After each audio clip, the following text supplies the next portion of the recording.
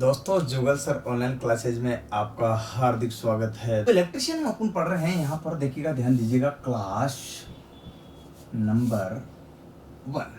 तो पहली क्लास आज आपकी स्टार्ट होती है और पहली क्लास में आप और हम क्या पढ़ रहे हैं, ऐसे सीक्वेंसबद्ध रूप से आपको देखना है और समझना है। तो मैं सबसे पहले पहली क्लास में पढ़ा रहा हूँ आपको introduction to the electrician trade, electrician trade का परिचय। और यहाँ पर इसको बोलते हैं, इलेक्ट्रिशियन का मतलब होता है विद्युत कार व्यवसाय का परिचय। इंट्रोडक्शन किसका?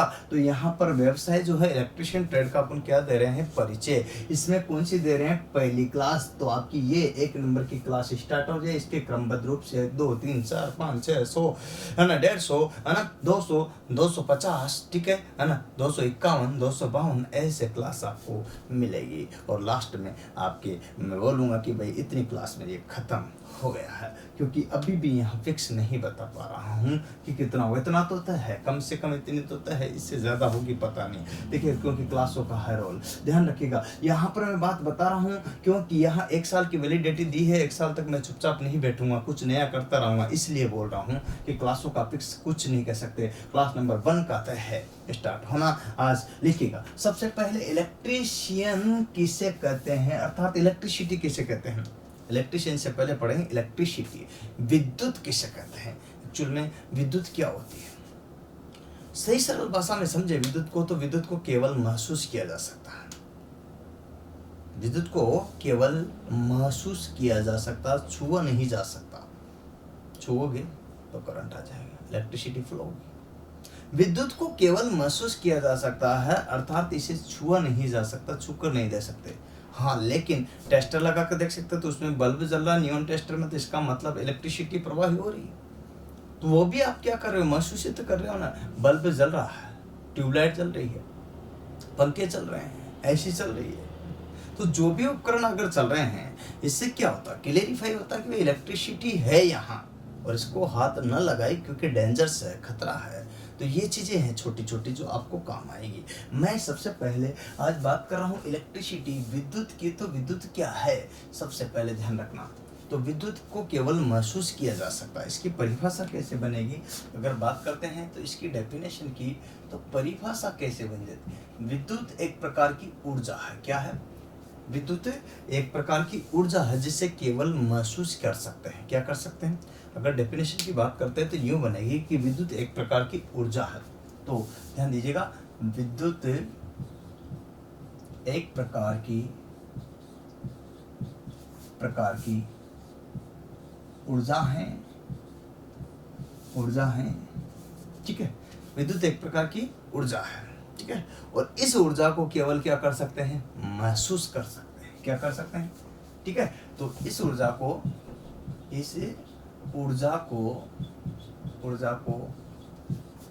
केवल महसूस कर सकते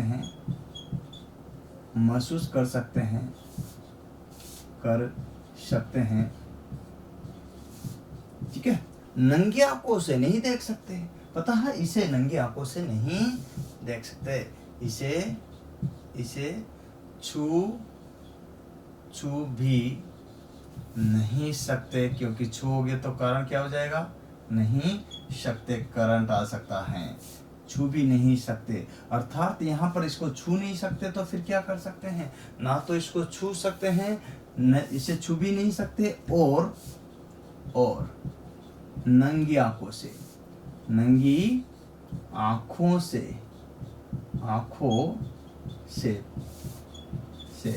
इसे देख भी नहीं सकते। तो यहाँ पर ध्यान रखना, इसे नंगी आंखों से देख भी नहीं सकते हैं दोस्तों। तो ये बात आपको क्लियर होना चाहिए। मैं एक एक चीज़ को ऐसे ही लिखूंगा, नोट्स को आपको क्रमबद्ध रूप से बनाना है। एक क्लासमेट का बढ़िया रजिस्टर लेना, उसमें पहला पेज इस तरह से हो, उसमें यहाँ लिखना क्लास नंबर 1, जो कि मैंने लिखा इलेक्ट्रिक सेंटर्ड परिचय, ये फ्लैग नंबर 2, फिर यहाँ 2, यहाँ 3, ऐसे यहाँ पर 250 प्लस क्लास लिखना। तो ऐसे आपका रजिस्टर बढ़िया शानदार सुव्यवस्थित बनेगा और एक सिस्टमेटिक बनेगा। इसकी पीडीएफ भी मैं डाल दूंगा, परेशान होने की जरूरत नहीं है। इस तरह से बनाओगे तो कोई दिक्कत नहीं आ रही। जैसे मैं लिखता जा रहा हूँ वैसे ही लिखना है, रोक रोक के आराम से पीडीएफ लेकर के स्क्रीनशॉट लेकर के आराम से बना लेना, ठीक है। इसके बाद बात करते हैं यहाँ, तो विद्युत ऊर्जा को एक रूप से दूसरे रूप में बदला जा सकता है। क्या कर सकते हैं? विद्युत ऊर्जा को एक रूप से दूसरे रूप में बदला जा सकता है, अर्थात ऊर्जा का रूपांतरण किया जा सकता है। तो देखिएगा, विद्युत ऊर्जा को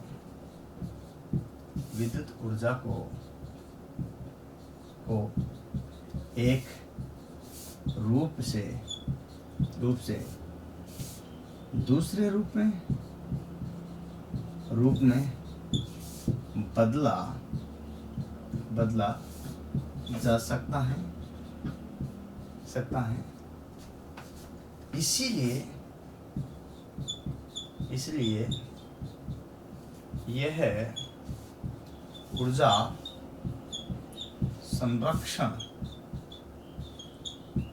से दूसरे रूप में बदला जा सकता है।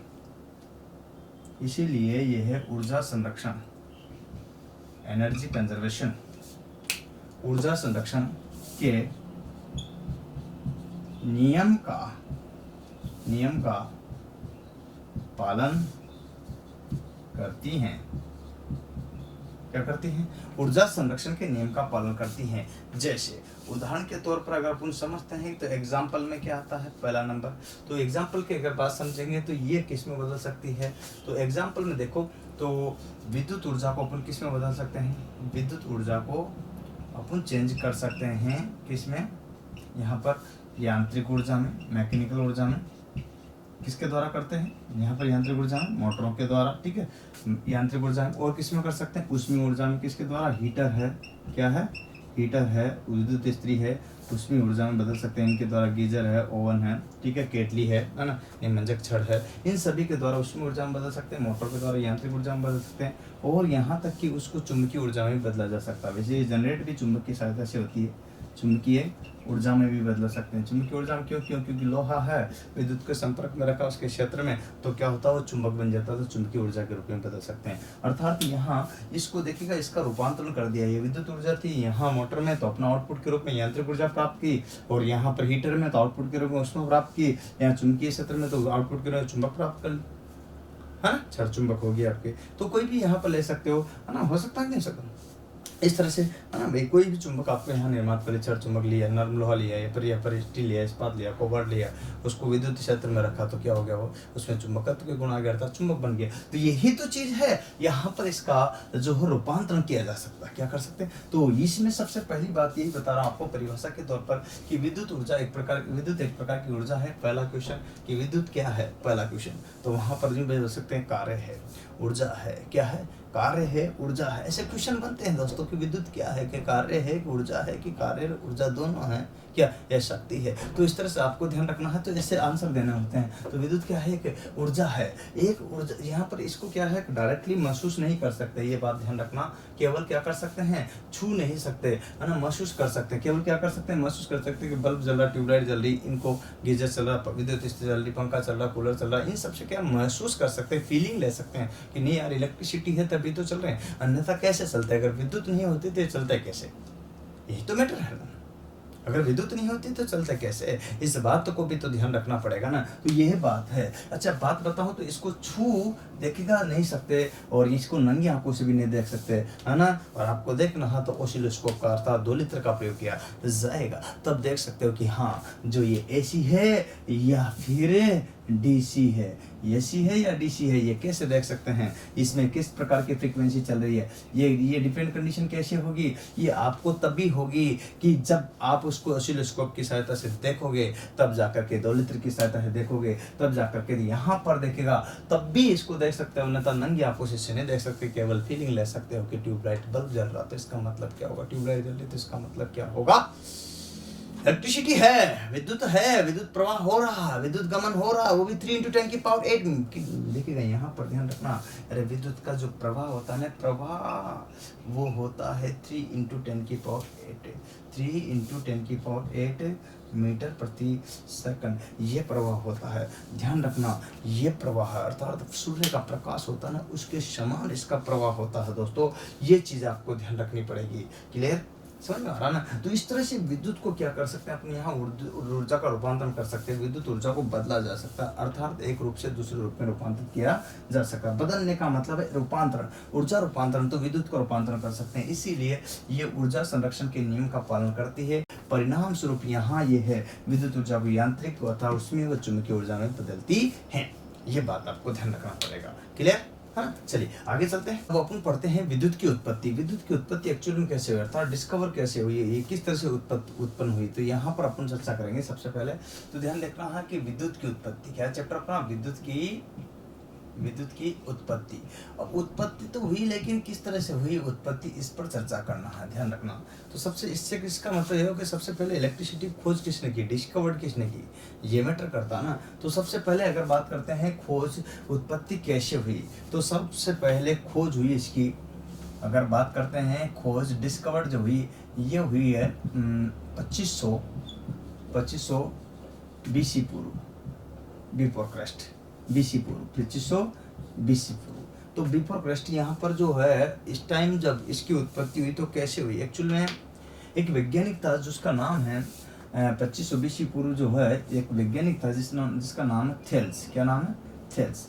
थेल्स ने क्या किया दोस्तों, थेल्स नामक वैज्ञानिक बैठा हुआ था और देख रहा था कि एक्चुअल में आकाशीय बिजली आती है, आकाशीय बिजली। थेल्स ने देखा 2500 BC पूर्व की बात है ना। तो उसने क्या देखा, एक यूनान का था, एक हाँ यूनानी वैज्ञानिक था, यूनानी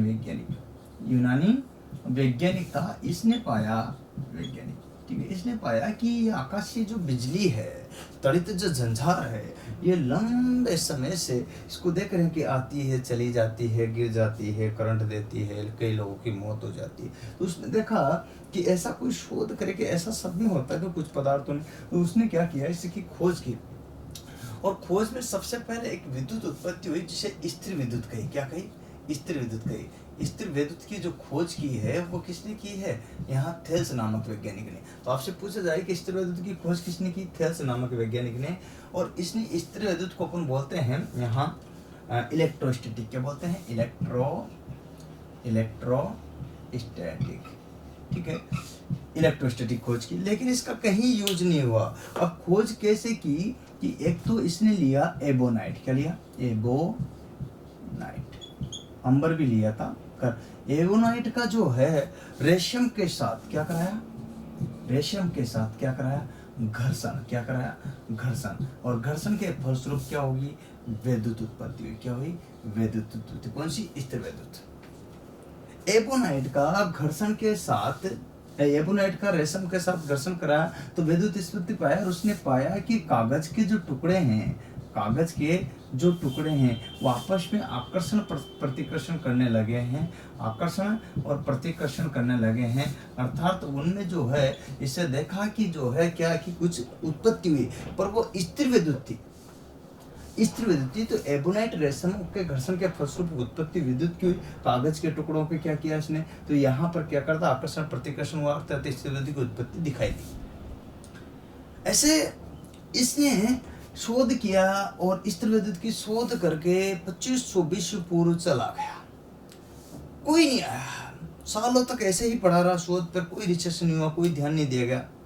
उसके बाद आया है एक बेंजामिन फ्रैंकलिन नामक वैज्ञानिक। क्या है, बेंजामिन फ्रैंकलिन नामक वैज्ञानिक। और बेंजामिन फ्रैंकलिन नामक वैज्ञानिक ने पाया, क्या पाया, देखिएगा, बेंजामिन फ्रैंकलिन नामक वैज्ञानिक ने पाया, फ्रैंकलिन नामक जो है ये वैज्ञानिक ने पाया। ये कब हुआ था, ये ब्रिटेन की महारानी एलिजाबेथ के समकालीन की बात है। ब्रिटेन की महारानी एलिजाबेथ है ना, एलिजाबेथ, अर्थात गैलीलियो के टाइम की बात, गैलीली के समकालीन की बात। एलिजाबेथ या फिर बोल सकते हो गैलीलियो,